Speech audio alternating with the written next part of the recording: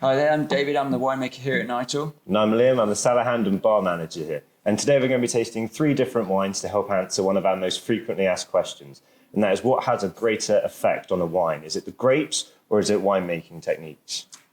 Okay, so to try and explain this, we have got 3 of our Madeleine Angevines from 3 different vintages, so 3 different years.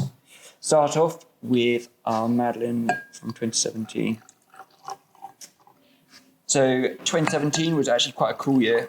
I guess cooler than the other 2 that we've got following. So talk me through the Madeleine 17. How does this help to answer our question? Well, in general, I'd have to say with all the Madeleines, we try and make them so that they're as pure to the fruit as possible. So keep it really simple. So with all of them, nice, cool fermentation, just in tank, just to try and allow the variety to express itself. I guess you'd say with the 17, straight away, it's quite, really quite full. The aroma is it's more pronounced, the aroma. Really sort of like quite grassy, quite similar in some ways to like a Sauvignon Blanc, but lighter. Still looking quite fresh. And how does age affect the Madeleine? With the first one here, 2017, how does that affect the style and the body of the wine? Well, typically you'd find after time, the fruit intensity, the aromas would start to go down a bit. However, having said that, this one still looks really quite fresh. I think you'd agree. Yeah. Do you like it? I do like it. Yeah, it's still really light, really delicate, and being bone dry, so no sugar on there on the palate whatsoever, is kind of perfect as an aperitif with something really light and delicate. And this Madeleine Angevine, is it a very predictable grape? Is it going to be the same sort of year on year, or is there some vintage variation there? Very often, well, we'll see with the next wine, with the 2018, there's some real sort of vintage variation. So it doesn't always look exactly like that wine, doesn't always look really sort of grassy green.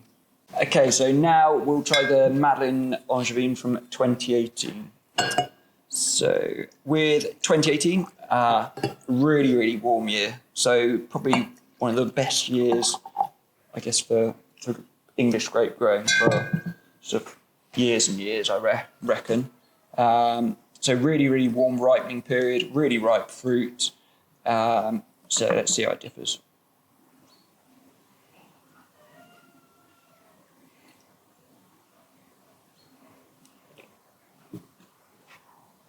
I don't know what you find, but first off, like on the nose, I don't find it anywhere near as powerfully aromatic as 2017. No, I find it much more reserved, and on the palate, I find it much more sort of floral rather than the sort of tropical fruitiness of the 17.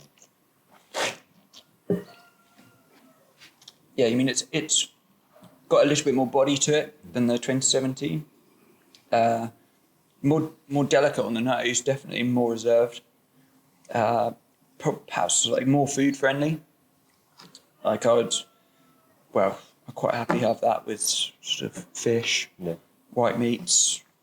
It's very easy drinking. It is quite quaffable, to be honest. So were you as hands-off with the 18 as the 17, or was there a little bit more intervention?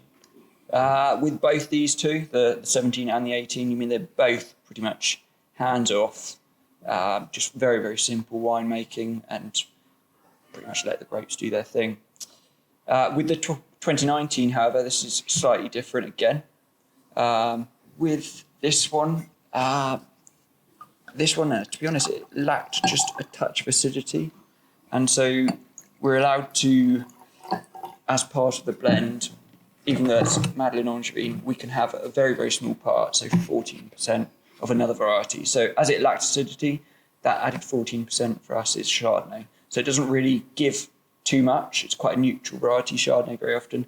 But what it does give you that just added acidity, as it was lacking. And talk me through the profiles of the 19. How do they differ again from the 2017 and the 2018? So to me, probably it sits somewhere somewhere in between the two in many ways. So it's not as aromatic as the 17, well, not as powerfully aromatic. Having said that, because it's really, really young, really fresh, like there is just some really nice, fresh floral aromas. It does taste a little bit like fresh elderflower juice. Yeah, elderflower, there's something minty there, pears. Again, with this one, I mean, it's bone dry, so there's no residual sugar there, which I guess some people will like, some people won't. But having said that, it really does. By keeping it dry, it allows the actual variety to express itself as much as possible. So to bring everything back together, David, in a sentence or two, what is more important? Is it the grapes or is it winemaking techniques? For the most part, it's the grapes. I think we want the grapes to show and shine as best as possible. So, like we're after really, really good grapes each year. Having said that, I mean there is at times something like the 2019 where the winemaker probably has to step in, just to try and enhance it in that, give it a little bit more acidity. That'll just give it a little bit more life on the palate. Plus, also give it a little bit more longevity in bottle. So it's a mixture of the two. But probably for me, grape is sort of key. So if you want to find out more about any of these wines, then please visit our website. That's knightor.com, where we'll be selling basically the three pack exclusively online. And we'll be following up this video with another where we'll be talking about our Bacchus variety and specifically our new 2019 3-barrel Bacchus.